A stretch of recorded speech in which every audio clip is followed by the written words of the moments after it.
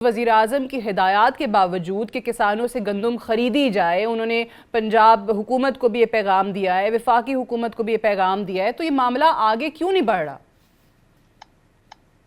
देखिए जी, मेरा नहीं ख्याल कि उनको अंदाजा है कि नाम पाकिस्तान का नुकसान कितना कर रहे हैं जी। पाकिस्तान की इस वक्त सबसे बड़ा जो मसला है वो फूड सिक्योरिटी का है जी। दुनिया में नंबर 1 पे फूड सिक्योरिटी है, बॉर्डर सिक्योरिटी नंबर 2 पे चली गई है। उनको ये नहीं अंदाजा कि अगर काश्तकार को इस दफा कीमत ना मिली तो अगले साल अगर काश्तकार गंदम की काश्त में कमी लाएगा तो मुल्क का कितना नुकसान हो जाएगा। हम ऑलरेडी 10 से 12 बिलियन डॉलर की एग्रीकल्चर प्रोड्यूस की बात से इंपोर्ट कर रहे हैं। दूसरा ये है कि क्या ये मुल्क माफिया के लिए बना है कि माफिया के जो कुछ मर्जी करके चला जाए, मुल्क के साथ खिलवाड़ करके चला जाए, 6 करोड़ काश्तकारों का माशी कत्ल करके चला जाए, उसको कुछ भी ना कहा जाए। देखिए ना, हमें अब एक मिसाल सेट करनी पड़ेगी, एक एग्जाम्पल बनानी पड़ेगी कि जी इन लोगों के साथ क्या सलूक। हम उस वक्त तक नहीं बैठेंगे जब तक इन लोगों को कैफे किरदार तक नहीं पहुंचाया जाएगा। एक दूसरा यह है कि हम मुहब्बे वतन है। काश्तकार जो है नैब खुदा है, अल्लाह का दिया और रिज़्क़ के ज़मीन का सीना चीर के अल्लाह की मखलूक तक पहुंचाता है। काश्तकार से ज्यादा मुहब्बे वतन कोई नहीं है, क्योंकि काश्तकार अपनी जमीन का टुकड़ा उठा के किसी दूसरे मुल्क में मुंतकिल नहीं कर सकता। उसका जीना पाकिस्तान में, मरना पाकिस्तान में, उसकी औलाद इधर, जायदाद इधर, तालीम इधर, सेहत इधर, उसका ईमान भी इधर है। इसलिए हम तड़प रहे हैं अपने मुल्क की फूड सिक्योरिटी के लिए, क्योंकि मैं समझता हूँ कि इन फैसलों की वजह से फूड सिक्योरिटी रिस्क पे है कि अगर काश्तकार इस वक्त जिस तरह दिल बर्दाश्ता हो गया, जिस तरह गन्ना के काश्तकार को पैसे नहीं मिले, उसकी कास्ट ऑफ प्रोडक्शन उसको नहीं मिली, वो अगली जो उस पे मेजर 2 फसलें आ रही हैं उस गंदम के रकबे पे, वो है कपास और चावल। अगर वो उस पर इन्वेस्टमेंट नहीं करेगा, उस पे उसके इनपुट्स नहीं डाल सकेगा, तो फिर वो क्या करेगा। देखो ना, ऑलरेडी हम यूरिया बड़ी महंगी ले रहे हैं, यूरिया इस वक्त भी ब्लैक में मिल रही है हमें। यानी कि हुकूमत को कोई ख्याल ही नहीं है कि हमने ये मसाइल किस तरह हल करने हैं। देखो ना, ये मसाइल जाके यूएनओ में डिस्कस नहीं होने, इन्हीं असम्बलियों में डिस्कस होना, इन्हीं पे। लेकिन मैं माजरत के साथ कहूंगा, मुझे एक लिहाज से मैं बड़ा दुखी हूँ इस वक्त बहुत ज्यादा, कि हमारे सियासतदान अगर आपस में मिलकर बैठ के बात ही नहीं कर सकते, अपोजिशन और हुकूमत इकट्ठे बैठ के कोई पॉलिसी नहीं बना सकते, तो मुल्क क्या चलेगा यहाँ पे।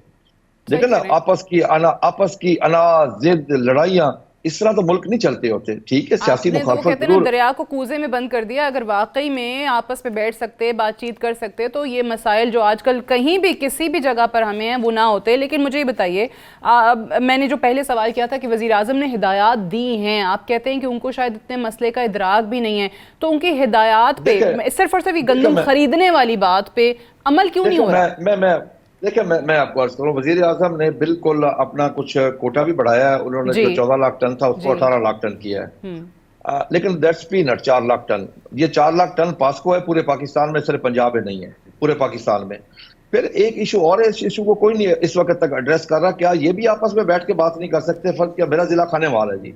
ठीक है, खानेवाल की एक तहसील में पास्को है, 3 में फूड डिपार्टमेंट पंजाब है जो परचेज करता है। अब एक तहसील में परचेज हो रही है, 3 तहसीलों वाले बैठे हुए हैं। इसी तरह पूरे पंजाब में सिर्फ 13 तहसीलें हैं पास्को के पास, बाकी सारी तहसीलें फूड डिपार्टमेंट के पास है।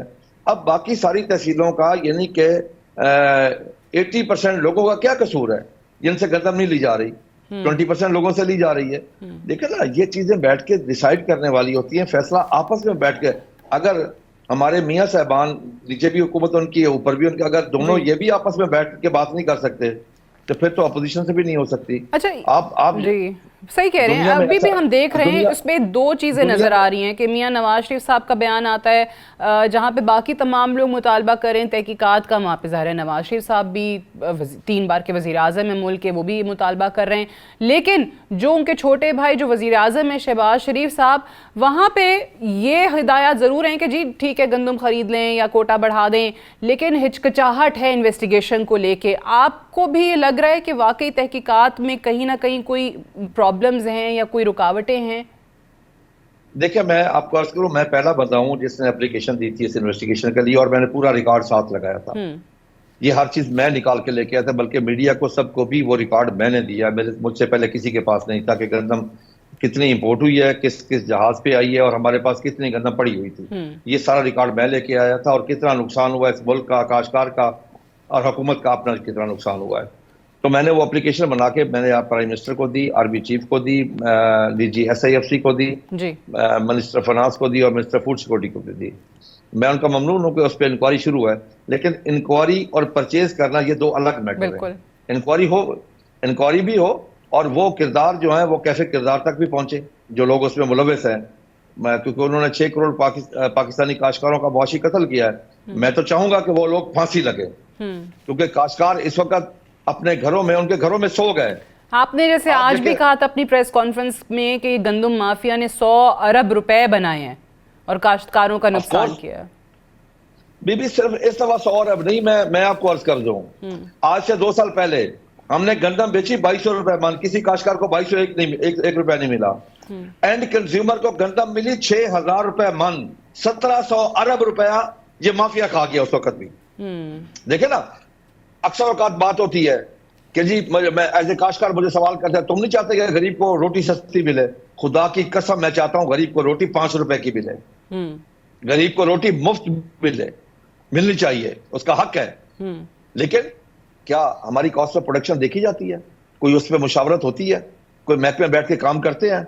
यहाँ तो मैं माजरत के साथ कहूंगा कि यहाँ पे मसला और बन चुका है। चंगेज खान के हिस्टोरिकल वर्ड है, उसने कहा था कि मैंने अपनी पूरी लाइफ में एक दफा भी जुल्म नहीं किया था। सुनने वाले हैरान शख्स रह गए कि जिसने खून के दरिया बहाए वो कहता है मैंने जुल्म नहीं किया। तो उसने तशरीह की कि मैंने पूरी लाइफ में किसी लाइक के ऊपर नलायक नहीं बिठाया।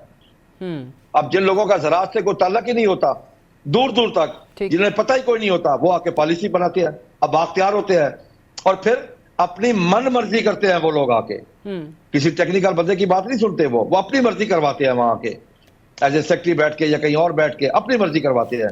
यही वजह कि हमारे हम ज़राअत में क्यों पीछे चले गए हैं जी। देखे ना, अब जब पाकिस्तान बना तो पंजाब के 17 अजला हमारे हिस्से में आए, 13 भारत के हिस्से में गए। आज वो 13 अजला 150 करोड़ की आबादी को फीड कर रहे हैं। हम 10 से 12 बिलियन डॉलर की एग्रीकल्चर प्रोड्यूस की इंपोर्ट कर रहे हैं। नहीं, हमें शर्म आनी चाहिए, डूब के मरना चाहिए कि आज से 1.25 साल पहले हमारी 24 खवातीन आटे की लाइनों में शहीद हुई। वो किसकी वजह थी? इन पॉलिसी बनाने वालों की वजह से।